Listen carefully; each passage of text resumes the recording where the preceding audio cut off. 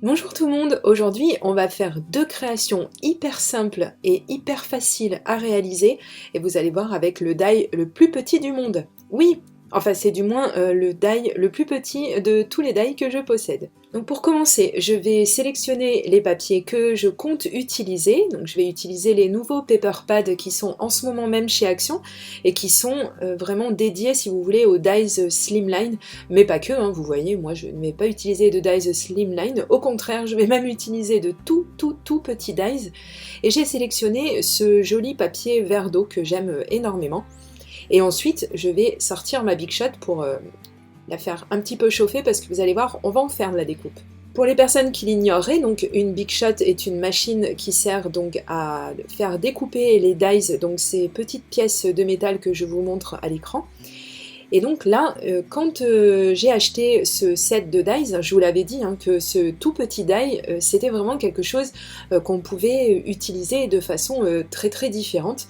Et là, j'avais vraiment envie de vous montrer tout le potentiel qu'il peut avoir, et pourtant, malgré sa petite taille. Bon, je n'ai pas inventé l'eau tiède, vous vous doutez bien que je vais vraiment faire quelque chose de très simple, et pourtant, je trouve quand même que c'est une création qui est quand même assez efficace. Donc surtout, on ne jette pas les chutes de découpe, on va les mettre bien à coin pour pouvoir les retrouver juste après, et donc on continue à effectuer ces découpes. Moi ici, je suis partie sur un motif qui est quand même relativement simple, c'est assez répétitif, mais c'est exactement ce que je voulais. Donc pareil, je mets mon die sur mon papier, je crée le sandwich, ce qu'on appelle créer un sandwich avec la Big Shot, donc c'est-à-dire qu'on met la plaque de dessous, on met son papier et le die du bon côté, hein, c'est mieux, vous allez voir, de toute façon sinon ça ne coupera pas. Et ensuite donc on vient remettre la deuxième plaque et donc bah là ça y est, bon appétit, on a créé donc le sandwich de notre Big Shot et on le passe à l'aide de la manivelle à l'intérieur pour que les rouleaux appuient sur le die et sur le papier et donc que ça nous crée ces jolies petites découpes.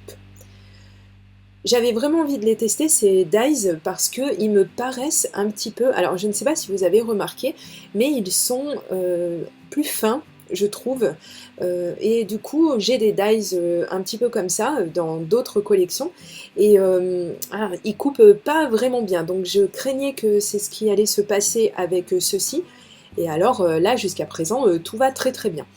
Alors, je prends un deuxième set de dies que je vous ai présenté dans mon haul Action, le dernier que j'ai mis en ligne juste avant cette vidéo. Et donc, cet autre set, il comporte aussi deux autres motifs cœur qui sont de deux autres grandeurs. Et là, j'ai tout de suite eu envie de créer ce motif comme ça, donc avec des cœurs tout petits en bas. Ensuite, avec le cœur de taille moyenne que je vais venir faire découper plusieurs fois avec ma Big Shot, tout en remontant un petit peu sur mon papier, hein, pour donner un petit peu de dynamisme à tout ça. Et donc ensuite, je viendrai placer le die de la troisième taille, le plus gros des trois, que j'ai sur ces deux sets de dies. Et donc ça va nous créer un joli motif comme ça, qu'on va pouvoir utiliser d'ailleurs de plusieurs façons. Moi ici, je l'ai découpé sur du papier, mais si par exemple vous le découpez sur du papier plastifié, par exemple donc sur des intercalaires en plastique, si vous voulez faire des choses comme ça, et bien en fait vous allez pouvoir vous en servir en tant que pochoir. Voilà, donc vous pouvez créer vous-même vos propres pochoirs et je trouve ça vraiment super. Donc faites bien attention.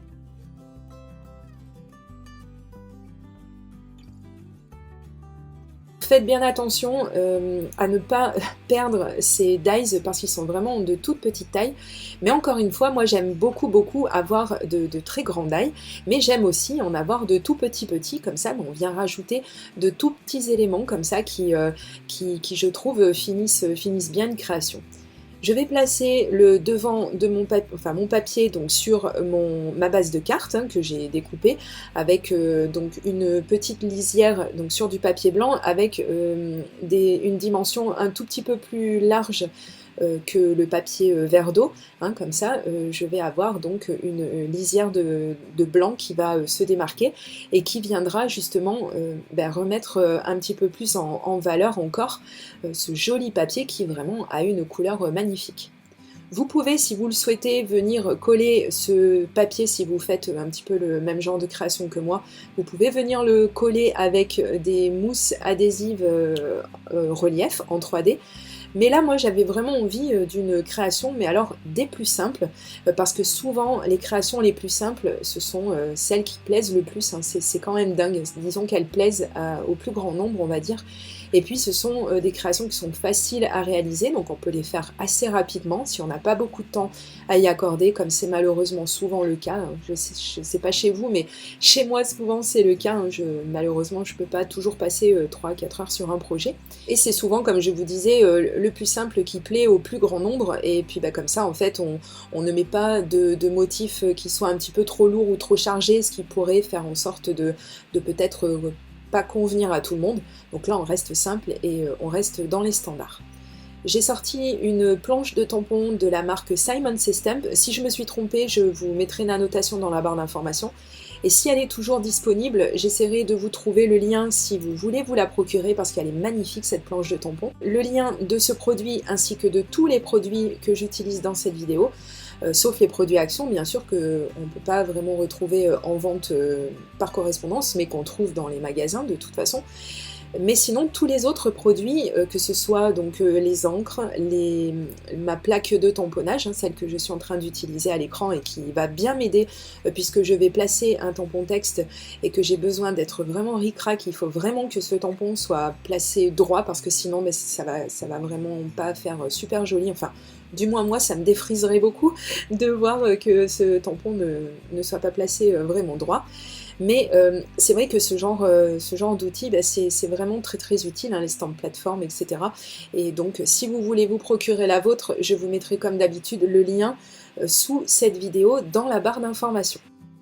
Donc j'ai utilisé la Versafine Onyx Black de mémoire, hein, parce que je parlais, je ne me rappelle plus trop.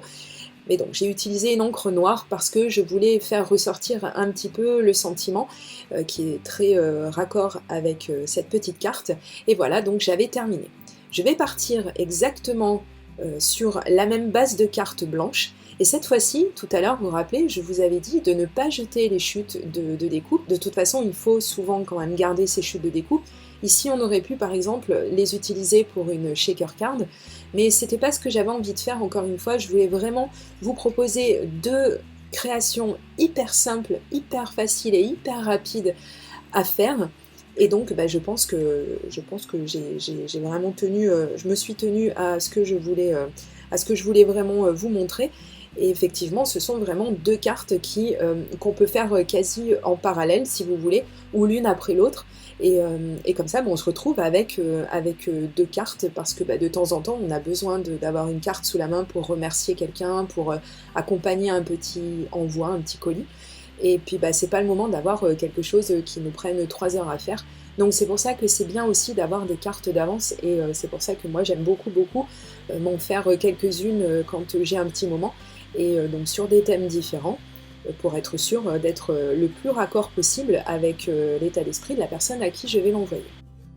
Vous voyez que donc je suis aidée et grandement aidée de mon outil Silhouette, donc le Pick Me Up, qui normalement n'est pas spécialement dédié à venir coller des petits projets, mais moi j'ai détourné son utilisation, parce qu'on n'est pas forcé de l'utiliser si on a une silhouette, on peut très bien se le procurer sans avoir ce genre de machine de découpe.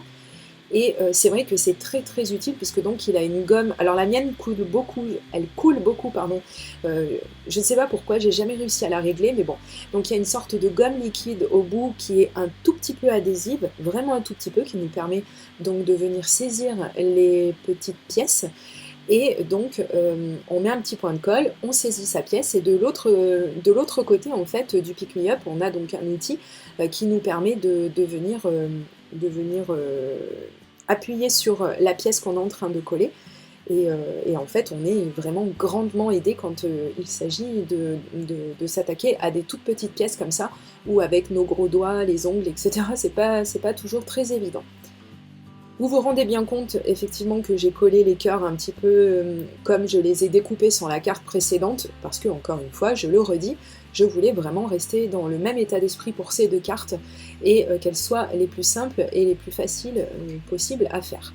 J'ai changé quand même le tampon parce que j'ai pas voulu garder le même, et donc j'ai mis celui-ci, et par contre cette fois-ci je ne l'ai pas tamponné avec une encre noire, j'ai utilisé donc une encre grise. Pareil, je vous ai mis la référence à l'écran, et si vous la cherchez, encore une fois, elle est dans la barre d'informations sous cette vidéo. Je vais mettre donc les 2 cartes que je viens de réaliser en un temps record, hein, je crois, que j'ai jamais été aussi rapide pour faire 2 cartes. N'hésitez pas à me dire laquelle vous préférez, ou si vous aimez les deux. Moi j'aime beaucoup les deux. Elles se ressemblent et en même temps elles sont quand même assez différentes. Et je vous dis à très bientôt pour de prochaines vidéos création. Gros bisous, bye bye.